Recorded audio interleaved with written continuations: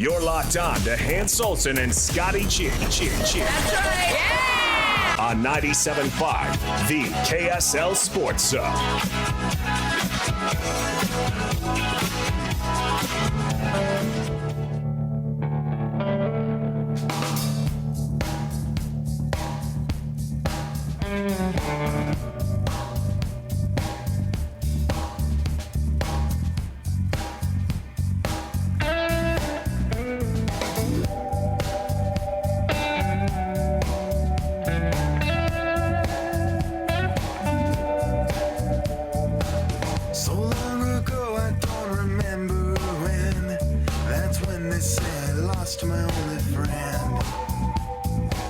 She died easy of a broken heart disease as I listened through the cemetery trees.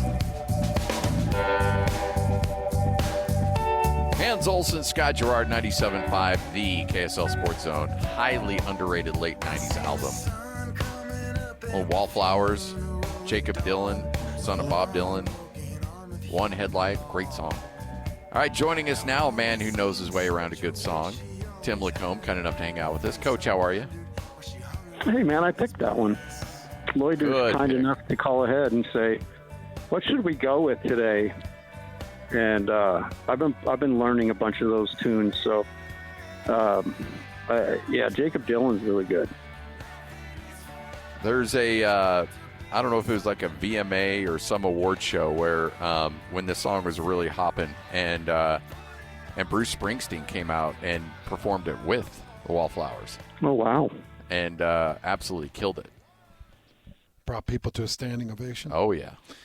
Coach, what was the first song you remember Speaking making of standing ovations, there's Hans Olsen, ladies and gentlemen. Go ahead. Yeah. What was the first song you remember making out to?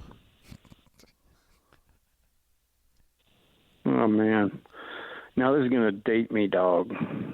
I'll tell you the first one that was really popular when the first time I ever kissed a girl. I was like in the 5th grade. That a guy. And situation here. The song was the theme song from Arthur. Oh, yeah.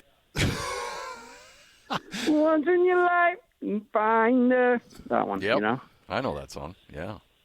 So, but as far as like really making out stuff, man, I don't know. I could see you being like a lady in red, like Chris DeBarge or whatever that guy's name was that did that song. Oh, yeah, that was a great one.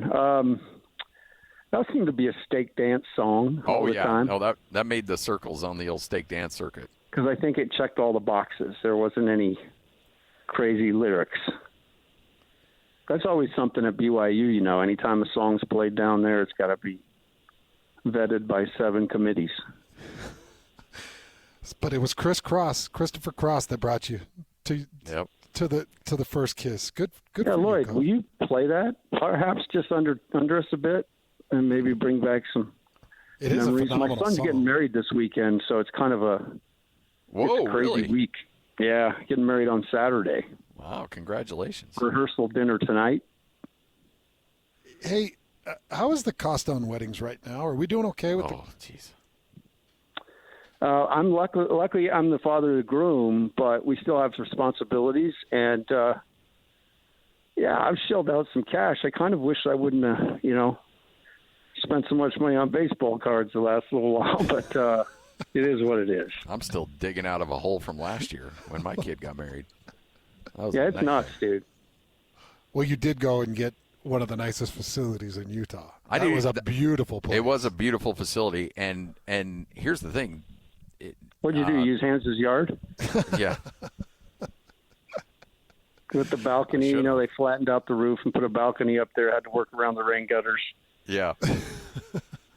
Oh man, how good was it to see Taylor Hendricks have himself a night last night? It was awesome. I'm actually a big Taylor Hendricks guy. I think the thing that everybody just believes that these guys should come into the league and in short time dominate. And in his case, like he's in a lot of ways, like people expected him to still be in college. You know, he was a major surprise to be in the draft last year. So, you know, you're dealing with a guy who's just a little bit raw in the game. And, you know, what I was able to see last night, I loved. I think he was more aggressive. You know, I think it was a mindset thing for him. And he was very physical on the glass, which I think he can do. I think he's honestly one of the best, you know, on-ball / weak side, like come and help and block shots.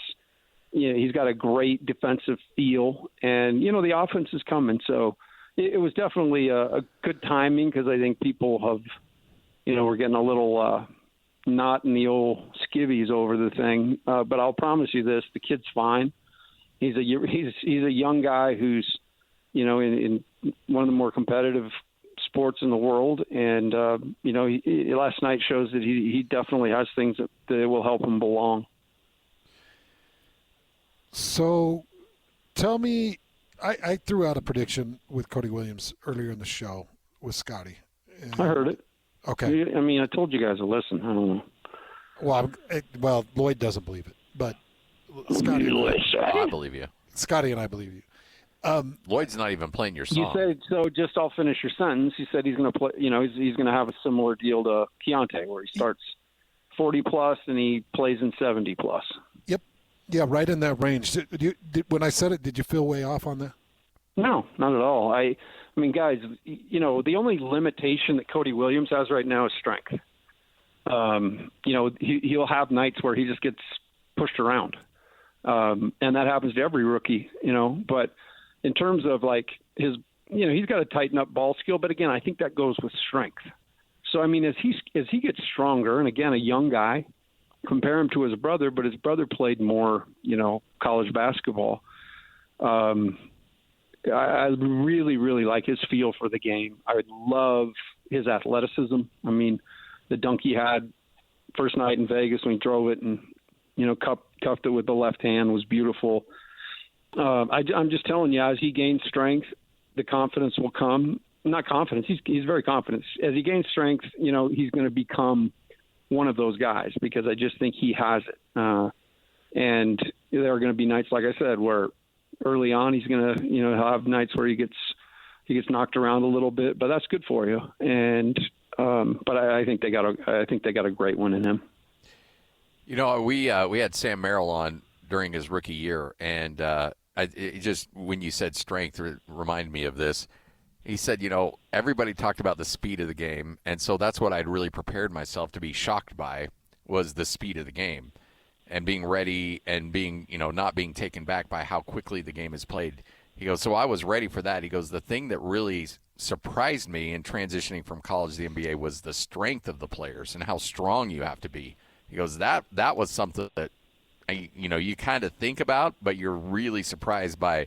Because we don't look at the NBA as being overly physical, but I guess when you're on the court, it's extremely physical, and only the strong survive down there.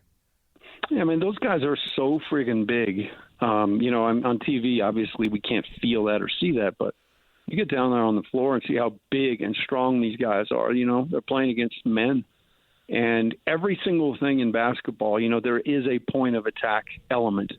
You know, whether it be you're guarding the ball, or a shot goes up and you have to go make sure, carve out space. And so that takes a level of physicality. And if you got a really big, strong guy, you know, who's just going to swim move you and, you know, put you in the bleachers, you know, that's going to be frustrating. But I'm telling you, every one of those things Cody's got such a great ability at. It's just, you know, as his strength improves, this kid's going to be a star. So we've been watching Phil Pasky. I threw out Phil Pasky's numbers through 5 games going into that Toronto game, and it's ugly. How much are you expecting him to be a perimeter threat? Again, it's, you know, there's an adjustment period. That line's a little further back. Closeouts are a little faster with more vigor and with, you know, longer arms coming at you. And so there's an adjustment period. It's similar like when you start a baseball season, you look at a guy who's, you know, a perennial all-star and he's hitting, you know, after 7 games, he's hitting .26 and you just know, or .026, and you know he's going to be okay. You know, a little bit of that in summer league. I think Filipowski is, I would call him almost like a special agent like Kelly was, where he can come in and play a little bit differently. Walker's going to handle the ball more, and I think he showed in that one game in Summer League, dribble handoffs to rolls and, being able to flash from the high post and get a catch at the elbow and help offense, just flow. So you've got that, and then you've got a guy in Filipowski who, you want him to make shots, but, it's more than that. He can catch that ball. He can bounce it on a straight line, get to the rim. He's a pretty good passer. He's got a good feel for that. And I think he's a crafty player. He was taken 32nd, and I think he slid for a reason. I think, there's definitely things about his game that need to improve. But where the Jazz got him and the way that they'll use him, because we've seen it with Olynyk, I think it's a really good match. Now, he's got to improve. Those shots have got to fall, because if you can get a five-man who teams have to close out against, you're spacing the floor, you're giving help down in the post. Say that, maybe Taylor's got a bad matchup down there. And so, the five-man, depending on whether Filipowski can shoot or not, you can come all the way down and be a nuisance, or, get caught in no man's land and you can make him pay from three. And so that's what you want out of him. If you're going to get everything, he does need to be able to shoot that three. The great Tim LaComb joining us right here on 97.5, the KSL Sports Zone. You ready for the Russell Westbrook era number 2 with the Utah Jazz? Yeah, I heard that too. I kind of gripped because I've been holding firm to the fact that the Jazz aren't going to move Lowry. And when I heard you say breaking news, I was on the 215 and I about it went into the sidewall. But when I did hear it, obviously the Jazz are just finding ways to, be crafty, get more picks. I would assume this stint will last about as long as the other one. I see a buyout here, but kind of a fun trivia question. Who did Russell Westbrook?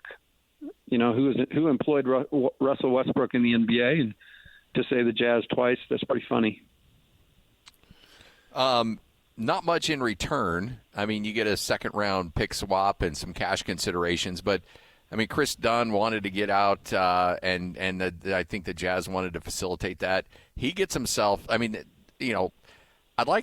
There's a success story here from Chris Dunn, and now granted he's no longer a Jazz man, but this guy was out of the league. The Jazz took a flyer on him. I think he played some good moments for the Jazz, and he's able to eke out another $17 million on his career. That's not a bad situation for him when it looked like it was all but done for him. Yeah, it's an amazing story, and I do believe, because I try to put the time in, to see everything that goes on around the Jazz. I go to those games 2 or 2.5 hours early, and I get out there and I watch that development group. And it doesn't matter, if it's Lowry or if it's Chris Dunn. They're going to put a ton of effort. They've got plans for all those guys to help them improve. Evan Bradds is a development coach, and I think he's a definite star in the game. He's an up-and-comer. And then, as I've always said, I just think Ainge and Zanuck, their ability to see talent that maybe others don't see. Ainge has had a long relationship with Chris Dunn. Chris Dunn was playing in a tournament. I want to say it was maybe 2013 or 14 back in New England, and Danny's son was playing in it. And a bunch of the Lone Peak guys were playing in it, and Chris Dunn was playing with Andre Drummond, and they actually Lone Peak played those guys. So that's one of the first times I ever heard the name Chris Dunn, but he definitely put on a show in that game, and I just know Danny keeps tabs, particularly on all those New England guys, and so that was definitely, as you said, a very unique situation, but doesn't surprise me because I know how much time and energy these guys put into developing these players. So, Coach, Scotty and I were talking about this with Westbrook. I'd mentioned Chris Paul. I kind of went through different names that I'd like to see mentor this group. But I look at this with Cody Williams and Bryce Sensabaugh and Walker Kessler and Taylor Hendricks and Keontae George and Kyle Filipowski and Isaiah Collier, and it just you are loaded with all this impressionable youth that you need to have the right influences on.